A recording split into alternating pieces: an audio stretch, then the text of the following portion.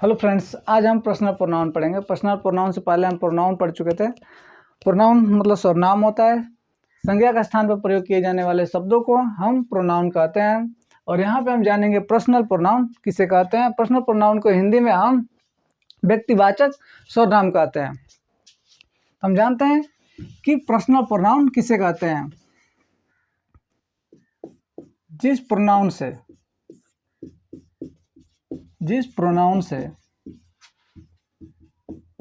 किसी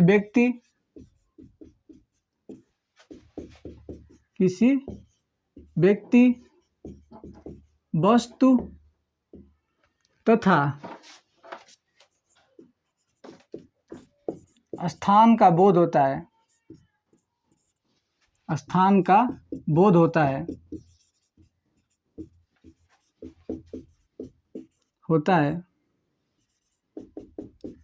उसे personal pronoun कहते हैं।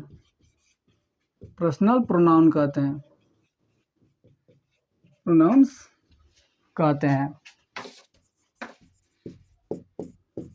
कुछ पर्सनल प्रोनाउन के नाम हम बता दे रहे हैं आपको, जैसे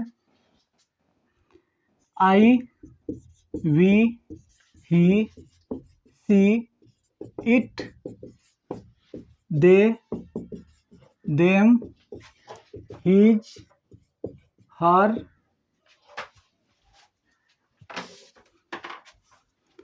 अस, आवर, डॉट etc। ये सभी पर्सनल प्रोनाउंस हैं। कुछ उदाहरण के द्वारा हम जानते हैं पर्सनल प्रोनाउन को, समझते हैं कैसे प्रयोग इनका होता है। जैसे एक आ रहा है सी सा द many buildings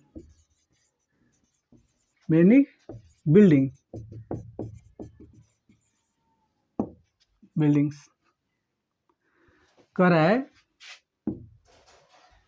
कि वह बहुत सारे बिल्डिंगें देखी। यहाँ पे वह एक व्यक्ति का बोध कराया यही बताया जा रहा है। जिस प्रोनाउन से, यह प्रोनाउन है, जिस प्रोनाउन से किसी व्यक्ति या वस्तु या स्थान का बोध होता है तो उसे हम पर्सनल प्रोनाउन कहते हैं।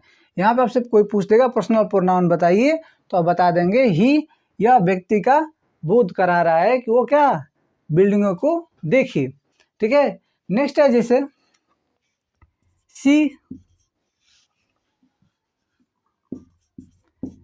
लव हिम, वह उससे प्यार करती है। यहाँ पे दो प्रोनाउंस का प्रयोग किया है पर्सनल प्रोनाउन से। ठीक है, यहाँ पे सी मतलब वह, ठीक, हिम मतलब उससे, यानी कि दो व्यक्तियों का बोध कराया जाए। सी और हिम दोनों यहाँ पे ये सब्जेक्ट के रूप में प्रयोग किया गया है और यहाँ पे ऑब्जेक्ट के रूप में प्रयोग किया गया है। ठीक है, तो इस तरह से हमारे पर्सनल प्रोनाउन का प्रयोग किए जाते हैं। ठीक है, चलिए अब हम जानते हैं पर्सनल प्रोनाउन के प्रकार। पर्सनल प्रोनाउन कितने प्रकार के होते हैं? पर्सनल प्रोनाउन 3 प्रकार के होते हैं।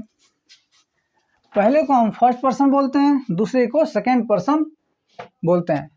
पहला हमारे पास है फर्स्ट पर्सन।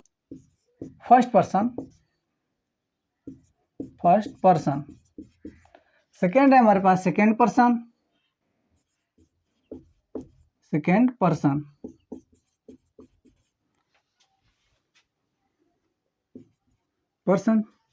तीसरा है हमारे पास थर्ड पर्सन।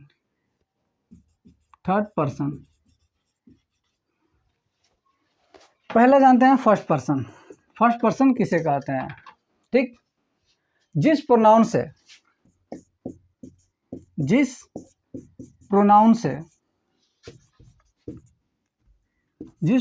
से बोलने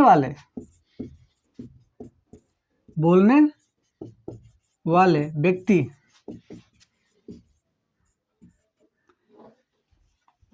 या वस्तु का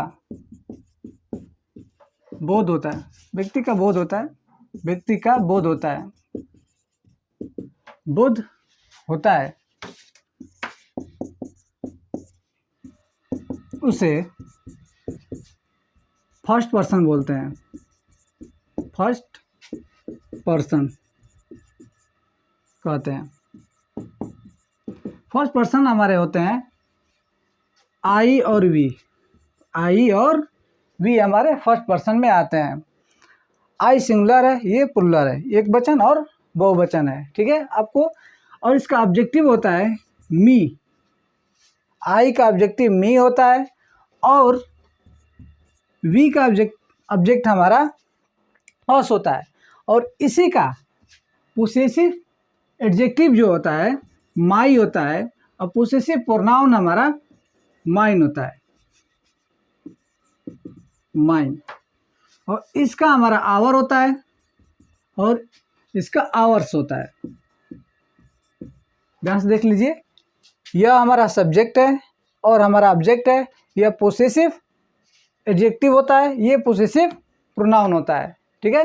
ये पोसेसिव के बारे में जानते हैं, ठीक है, ये बाद में आपको बताया जाएगा। अब हम जान लेते हैं कुछ उदाहरण से फर्स्ट पर्सन का प्रयोग हम कैसे करते हैं। जैसे मैं कहूँ I am a teacher, I am a teacher, मैं एक अध्यापक हूँ। इस सब्जेक्ट से हमें क्या बोध होता है? यह बोध हो रहा है कि व्यक्ति अपने बारे में कुछ कह रहा है। क्या कह रहा है?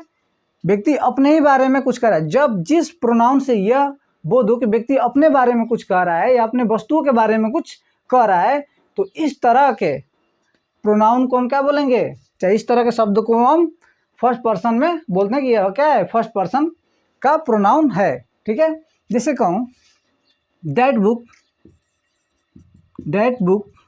Is mine, that book is mine, वह किताब मेरी है। ये क्या कर रहा है? मेरी कर रहा है ना, जो ये मेरी है क्या अपने पे बोध करा रहा है। व्यक्ति की जो बोल रहा है वो अपने बारे में बोला है कि वो किताब मेरी है, ठीक। वही मैंने बोल रहा हूँ कि जिस शब्द से यह बोध हो कि बोलने वाले का बोध होता है, और यहाँ पे बोलने वाले का ही बोध हो रहा है कि क्या मेरी है, वह बुक किसकी है? मेरी है। आया आपको समझ में?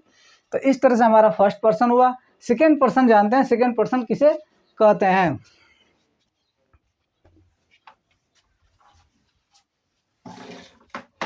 दूसरा है हमारा सेकेंड पर्सन। सेकेंड पर्सन जिस प्रोनाउन से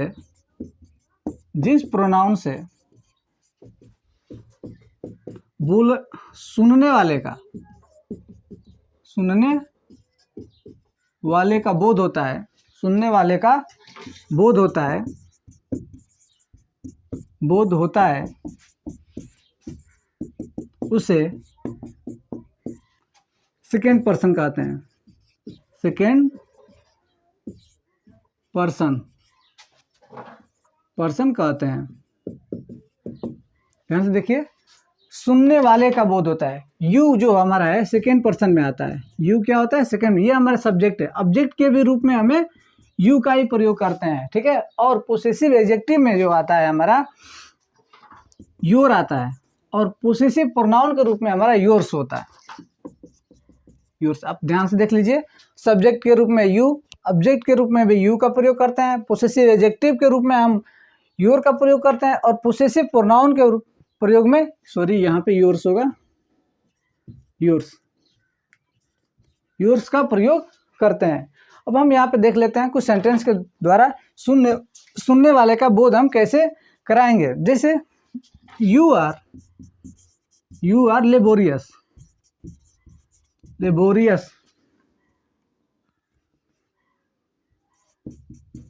यू आर लेबोरियस, तुम मेहनती हो। इस सेंटेंस से यह बोध हो रहा है कि हमारे सामने कोई व्यक्ति है और उससे मैं कह रहा हूं कि तुम मेहनती हो, वो व्यक्ति सुन रहा है अपने बारे में, ठीक।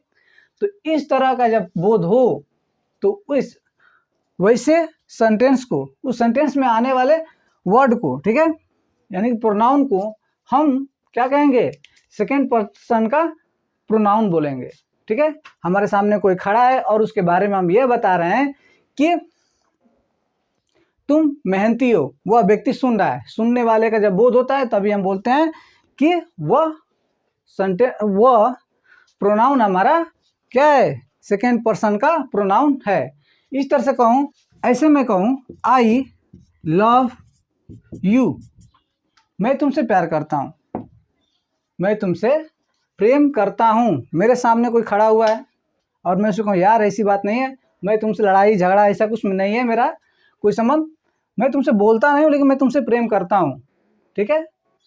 तो ऐसे शब्द आए, वो व्यक्ति सुन रहा है, तो यहाँ पे यू क्या हुआ, हमारा सेकेंड पर्सन में हुआ। यहाँ पे यू सेकेंड पर्सन, यहाँ भी हमारा यू क्या हुआ, सेकेंड पर्सन हुआ। जैसे कहूँ this book is your, this book is your,